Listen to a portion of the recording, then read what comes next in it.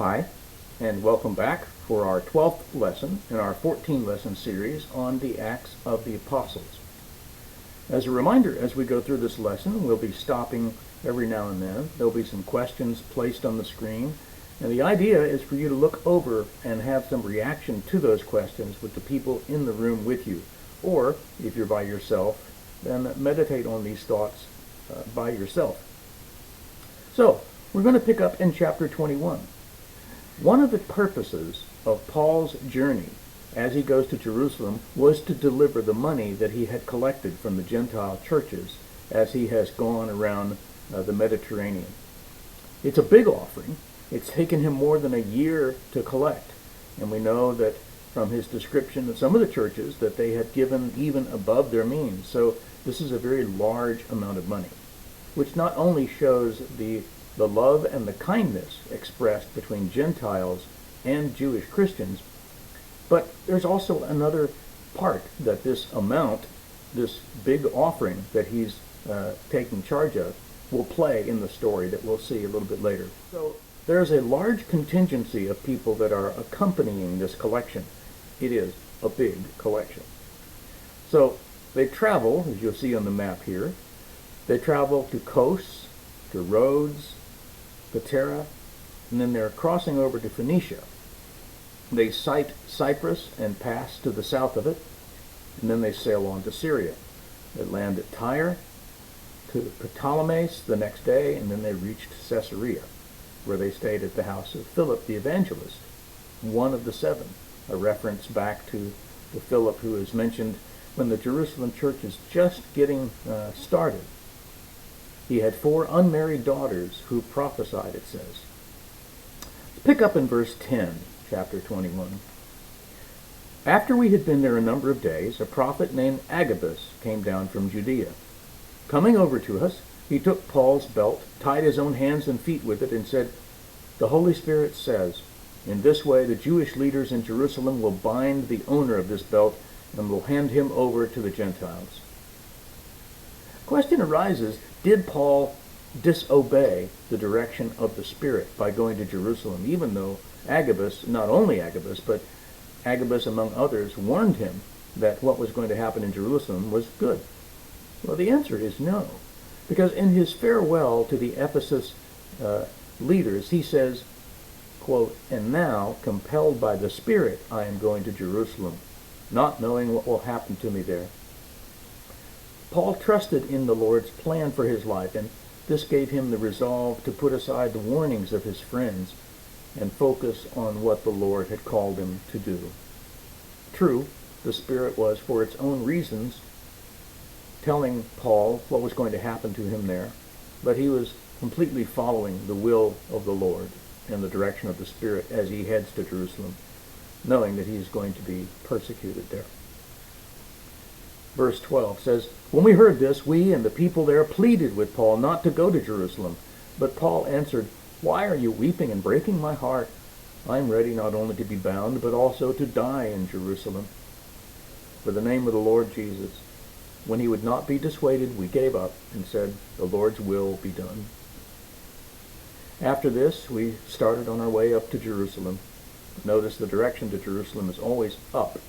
Not only theologically and sort of metaphorically, but also up the mountainside. Some of the disciples from Caesarea accompanied us and brought us to the home of Mnason, where we were to stay. He was a man from Cyprus and one of the early disciples. That brings up a question I'd like us to consider for just a moment.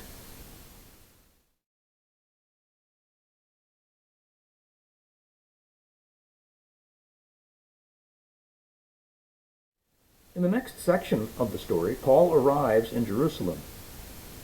Now, it's somewhere in the late 50s by this point, AD 59 or so.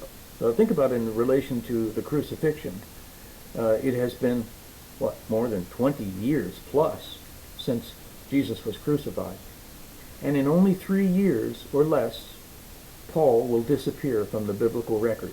These are his last years here. And it says that James, who spoke for the leadership of Jerusalem, a decade earlier asking Paul to restrict some of the more obvious Gentile habits as new Christians, now he speaks for the group again. They have a situation in Jerusalem, and Paul and his companions have come there. Verse 17 says, "When we arrived at Jerusalem, the brothers and sisters received us warmly. The next day, Paul and the rest of us went to see James, and all the elders were present." James obviously was one of the spokespersons for this group. Paul greeted them and reported in detail what God had done among the Gentiles through his ministry. Now remember again, Paul has been preaching among the Gentiles for over 10 years, and the gospel is clearly not just for Jews. Verse 20, "When they heard this, they praised God. And then they said to Paul, 'You see, brother, how many thousands of Jews have believed, and all of them are zealous for the law. They've been informed that you teach all the Jews who live among the Gentiles to turn away from Moses, telling them not to circumcise their children or live according to our customs.' So the situation is not that they objected to Gentiles becoming Christians and living as Gentiles without living as Jews, but that the word had been spread that Paul was teaching Jews to give up on the laws of Moses and to throw away all their traditions that they had held for thousands of years. Verse 22, "What shall we do? They will certainly hear that you have come, so do what we tell you." So he has 4 men that he's recommending that Paul go and take a vow with, and that way everybody, they think, will know that the rumors they've heard about Paul are untrue. It's not going to work, but it's a good tactic. But there's another thing they're saying here. Basically, they're not saying that the problem is with Gentile Christians, but the problem is with Jewish Christians. Verse 27. This is such a good section. I'm just going to read a little bit, and you can follow along, beginning in verse 27. "When the 7 days were over, some Jews from the province of Asia saw Paul at the temple, and they stirred up the whole crowd and seized him, shouting, 'Fellow Israelites, help us! This is the man who teaches everyone everywhere against our people and our law and this place. And besides, he has brought Greeks into the temple and defiled this holy place.'" Parenthetical statement from Luke. They had previously seen Trophimus, the Ephesian, in the city with Paul and assumed that Paul had brought him into the temple. The whole city was aroused, and the people came running from all directions.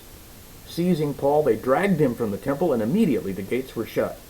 And while they were trying to kill him, news reached the commander of the Roman troops that the whole city of Jerusalem was in an uproar. He at once took some officers and soldiers and ran down to the crowd, and when the rioters saw the commander and his soldiers, they stopped beating Paul. The commander came up and arrested him, and ordered him to be bound with 2 chains. Then he asked who he was and what he had done. Some of the crowd shouted one thing and some another, and since the commander could not get at the truth because of the uproar, he ordered that Paul be taken into the barracks. And when Paul reached the steps, the voice of the mob was so great he had to be carried by the soldiers. The crowd that followed kept shouting, "Get rid of him!" Which brings us to chapter 22 and Paul's first defense. Now, in this next section, Luke is going to record several defenses, if you will, or several speeches of Paul.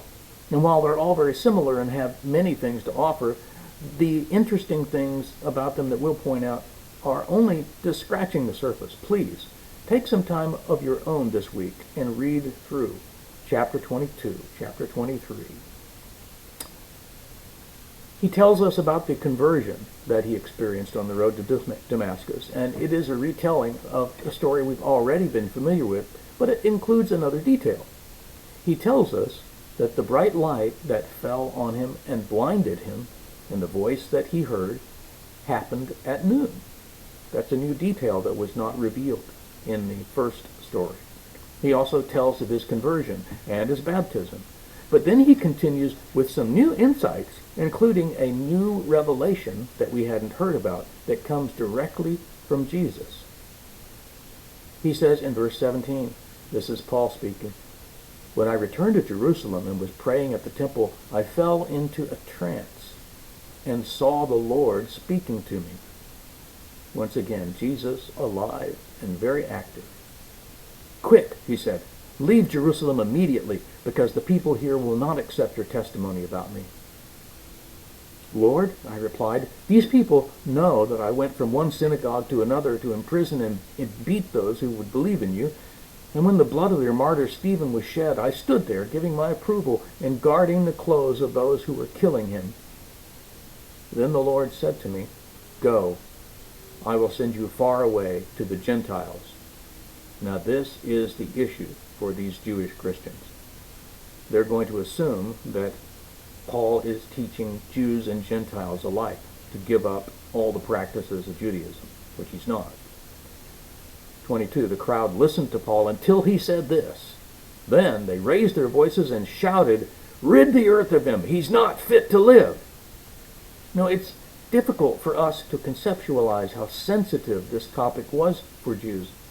I have tried, and I cannot think of a modern-day parallel.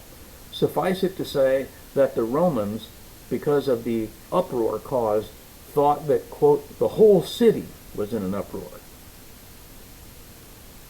And there was something else that Paul relates to us that recommends a question for us.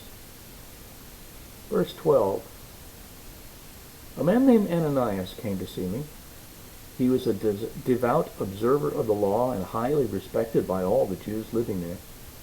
He stood beside me and said, 'Brother Saul, receive your sight.' And at that very moment I was able to see.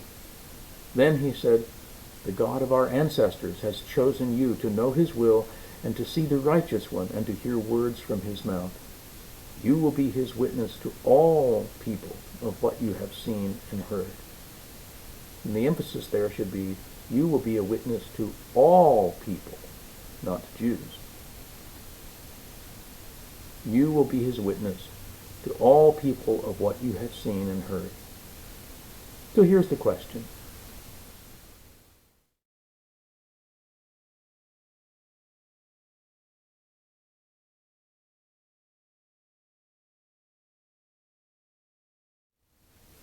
Verse 23. Paul looked straight at the Sanhedrin, and remember, he would have likely have known many of the faces in that crowd. And he said, "My brothers, I have fulfilled my duty to God in all good conscience to this day." And at this, the high priest Ananias ordered those standing near Paul to strike him on the mouth. And Paul said to him, "God will strike you, you whitewashed wall. You sit there to judge me according to the law, yet you yourself violate the law by commanding that I be struck?" Side note, as it turns out, when he says God will strike you, it turns out to be prophetic, because Jewish freedom fighters killed Ananias at the outbreak of the Jewish revolt of AD 66, just a few years after this instance. Verse 4, those who were standing near Paul said, "How dare you insult God's high priest?" And Paul replied, "Brothers, I did not realize that he was the high priest. For it is written, 'Do not speak evil about the ruler of your people.'" Surely sarcastic tone in what Paul relates there. But now look at this in verse 11. "The following night, the Lord stood near Paul and said, 'Take courage. As you have testified about me in Jerusalem, so you must also testify in Rome.'" Jesus stood beside him. That's the same word used with Ananias in chapter 22 and verse 12 when it says, "A man named Ananias came to see me. He was a devout observer of the law and highly respected by all the Jews living there. He stood beside me and said, 'Brother Saul, receive your sight.'" Jesus stood beside Paul. I can't emphasize that enough.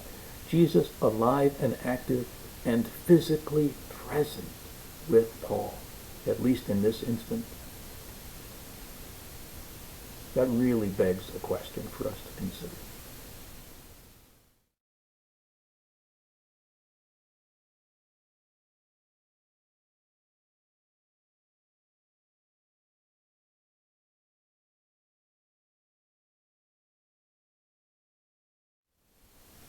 The next section of the story is about this plot to kill Paul and how that furthers the story. Verse 12 says, "The next morning, some Jews formed a conspiracy and bound themselves with an oath not to eat or drink until they had killed Paul. More than 40 men were involved in this plot. And they went to the chief priests and the elders and said, "We have taken a solemn oath not to eat or drink anything until we have killed Paul. Now then, you and the Sanhedrin petition the commander to bring him before you on the pretext of wanting more accurate information about this case. We're ready to kill him before he gets here." But when the son of Paul's sister heard of this plot, there's a mention of somebody we've never heard of before, Paul's sister. He went into the barracks and told Paul. Then Paul called one of the centurions and said, "Take this young man," that would be his nephew, "to the commander. He has something to tell him." And so Paul's nephew goes and tells the commander, and he relates this to him. So the commander sends him back and says, "Don't tell anybody you told me about this."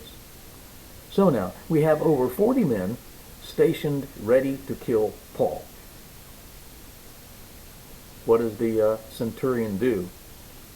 Verse 23 says, when he called 2 of his centurions and ordered them to get ready a detachment of 200 soldiers. 200 soldiers, 70 horsemen, and 200 spearmen to go to Caesarea at 9 o'clock tonight.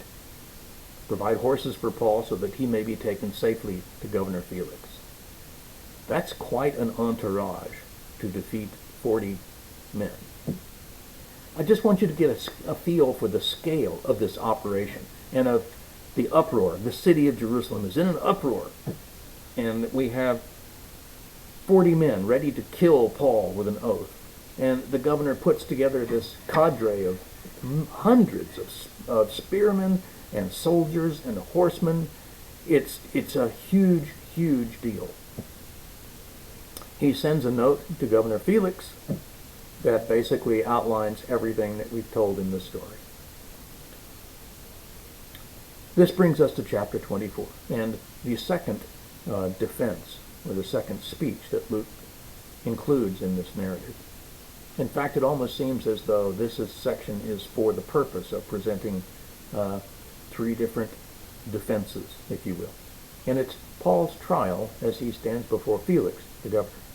It says that 5 days later, the high priest Ananias went down to Caesarea with some of the elders and a lawyer named Tertullus, and they brought their charges against Paul before the governor. So Ananias, the high priest himself, travels to Caesarea in order to make sure that everything goes according to plan. This is a huge deal. Here's their charge.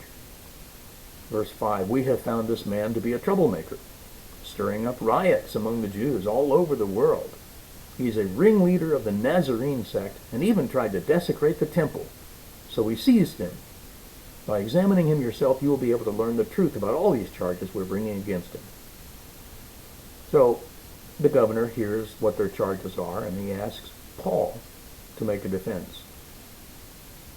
Verse 10, Paul replied, "I know that for a number of years you have been a judge over this nation, so I gladly make my defense. You can easily verify that no more than 12 days ago I went up to Jerusalem to worship. My accusers did not find me arguing with anyone at the temple or stirring up a crowd in the synagogues or anywhere else in the city. However, I admit that I worship the God of our ancestors as a follower of the way, which they call a sect. I believe everything that is in accordance with the law and that is written in the prophets, and I have the same hope in God as these men themselves have, that there will be a resurrection of both the righteous and the wicked. So I strive always to keep my conscience clear before men. After an absence of several years, I came to Jerusalem to bring my people gifts for the poor and to present offerings. I was ceremonially clean when they found me in the temple courts doing this. There was no crowd with me, nor was I involved in any disturbance. Yet there are some Jews from the province of Asia who ought to be here before you and bring charges if they have anything against me. Or these who are here should state what crime they found in me when I stood before the Sanhedrin. Unless it was this one thing I shouted as I stood in their presence, 'It is concerning the resurrection of the dead that I am on trial before you today.' Well, Paul puts to shame all the accusations the Jews have made of him, and leave them no choice but to make Felix want to hear more details. Now, Felix had been in Jerusalem, or had been in Judea for a while. He would have certainly known about Christianity and about the claims of Christians. In fact, it says so in verse 22. It says, "Then Felix, who was well acquainted with the way, adjourned the proceedings. When Lysias, the commander, comes, he says, I will decide your case." So he ordered the centurion to put Paul under guard, but to give him some freedom and permit his friends to take care of his needs. Several days later, Felix came with his right Drusilla, who was Jewish. He sent for Paul and listened to him as he spoke about faith in Christ. And as Paul talked about righteousness, self-control, and judgment to come, Felix was afraid and said, "That's enough for now. You may leave. When I find it convenient, I will send for you." At the same time, he was hoping that Paul would offer him a bribe, so he sent for him frequently and talked with him. Now, the reason that he might have thought Paul could afford a bribe was because he had certainly heard of whatever amount Paul had brought with him to Jerusalem for the poor saints in Jerusalem. Remember that huge entourage we mentioned before that was traveling with Paul, because the amount of money was so substantial, though the amount is never listed here for us, that Felix thought that there was money available to make a bribe to him. Verse 27. When 2 years had passed, Felix was succeeded by Porcius Festus. But because Felix wanted to grant a favor to the Jews, he left Paul in prison.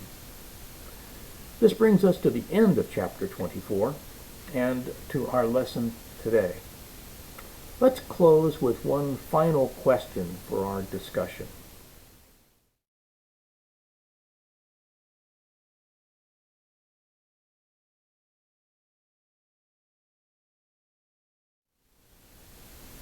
May God bless you this week. Go in the grace of God. I'll see you next time.